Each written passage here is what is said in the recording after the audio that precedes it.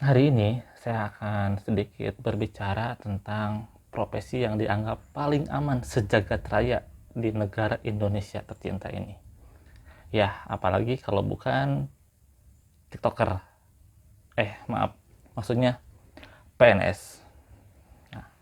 Banyak sekali orang-orang Indonesia menganggap bahwa profesi sebagai PNS atau pegawai negeri sipil merupakan profesi paling aman, paling nyaman, dan paling terjamin kehidupannya.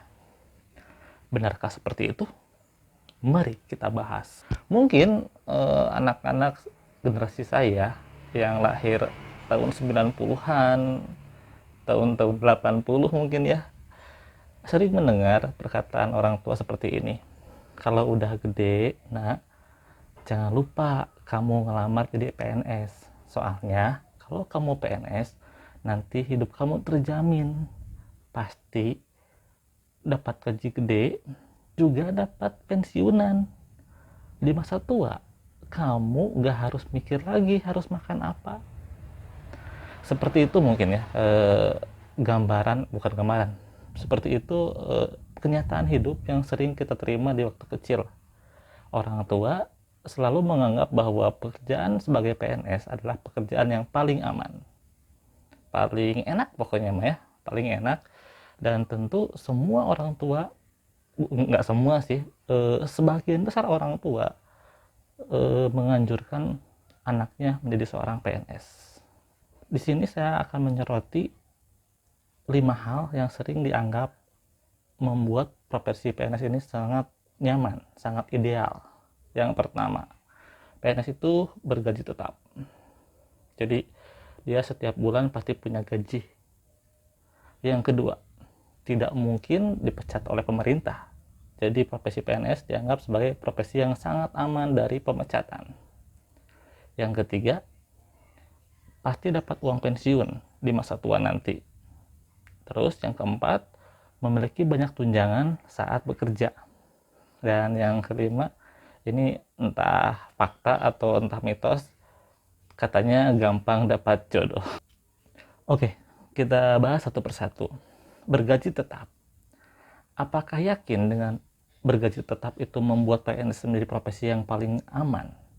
Menurut teman-teman saya yang sekarang berprofesi sebagai PNS, gaji PNS itu nggak gede-gede banget kok. Bahkan saya pernah ngobrol dengan teman saya yang dia baru diangkat tahun 2020. Katanya untuk PNS di awal masuk, dia itu pangkatnya kalau nggak salah 3A. 3A gaji pokoknya itu ya 2.500.000 gitu, 2,5 juta. Jadi nggak gede, mungkin bagi sebagian orang nggak cukup gitu. Nah, apakah itu merupakan definisi profesi paling aman? Punya gaji 2,5? Tapi kan PNS punya banyak tunjangan. Iya, punya banyak tunjangan. Tapi nggak semua PNS punya tunjangan. Nanti kita bahas di poin keempat. Mari kita bahas poin yang nomor 2. PNS tidak mungkin dipecat oleh pemerintah ketika dia menjadi seorang PNS.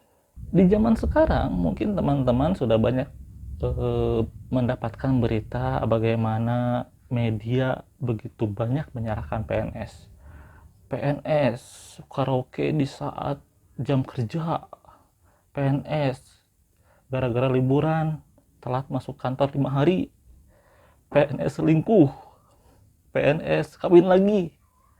Nah, dengan banyaknya berita-berita miring tentang PNS, mungkin sekarang pemerintah mulai gitu merancang bagaimana caranya supaya bisa memecat PNS dengan aturan-aturan baru yang mungkin saja gitu kita sebagai PNS dipecat.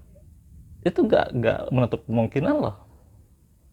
Nah, masih mikir PNS itu profesi paling aman? Mari kita bahas poin ketiga. Dapat uang pensiun.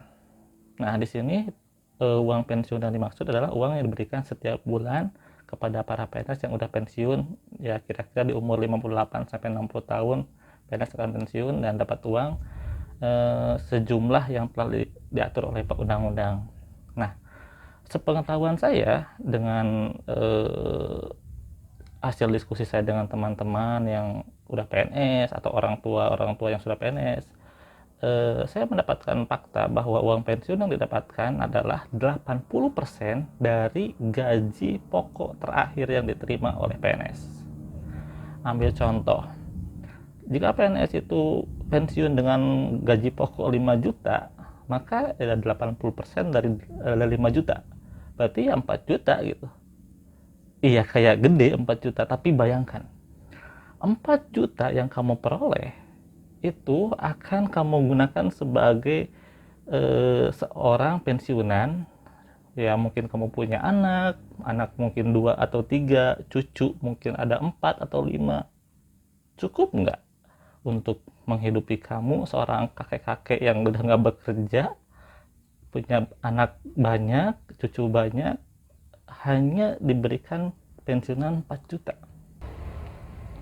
Saya rasa teman-teman harus berpikir lagi, apakah itu cukup atau tidak. Oke. Yang keempat, poin yang keempat, PNS sering dianggap sebagai profesi paling aman karena mereka memiliki banyak tunjangan. Tunjangan istri, tunjangan anak, tunjangan profesi, tunjangan makan, dan lain sebagainya. Tunjangan perjalanan mungkin. Teman-teman harus tahu bahwa tidak semua PNS dapat tunjangan. Tunjangan yang diberikan pemerintah kepada PNS-PNS itu sangat bergantung pada di mana kamu kerja sebagai PNS, instansi mana kamu bekerja, atau di Pemkab atau Pemkot mana kamu bekerja. Kalau kamu kerja di Pemda DKI Jakarta, ya kamu dapat tunjangan gede. Tapi kamu bekerja di Pemda yang terpencil, uang APBD daerahnya kecil, apalagi ya dananya nggak ada gitu, dana daerahnya udah terserap ke tempat yang lain, ya kamu nggak dapat tunjangan sama sekali, hanya gaji pokok saja. Poin nomor 5, PNS adalah mantu idaman. Kalau kamu PNS, katanya kamu akan gampang dapat jodoh. Sebenarnya gak gitu juga ya. Kalau kamu mau dapat jodoh, cari kenalan, datang ke rumahnya, gak usah jadi PNS. Kamu kerja biasa aja, jadi petani, kerja kantoran, atau mungkin kamu dagang. Jodoh mah ya datang ke rumahnya gitu, datang omongin maksud kamu ke dia, ke orang tuanya, udah dapet. Sesimpel itu, bukan jadi PNS. Ngapain kamu ribet-ribet tes PNS hanya untuk dapat jodoh? Itulah teman-teman, sedikit ocehan saya tentang profesi yang katanya paling aman sedunia. Gimana?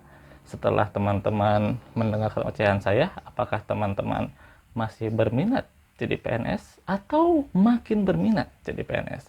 Atau apakah teman-teman ada yang sekarang sedang mencari jodoh seorang PNS? Silakan tulis di komentar. Apapun reaksi teman-teman akan saya bacain. Ya karena kolom komentar saya belum ada yang ngisi sama sekali. Yang nonton juga paling cuma 100. Ya mending 100, mungkin 70. Ya nggak apa-apa. Oke, sampai jumpa. Ternyata faktanya tidak semua PNS itu punya selingkuhan.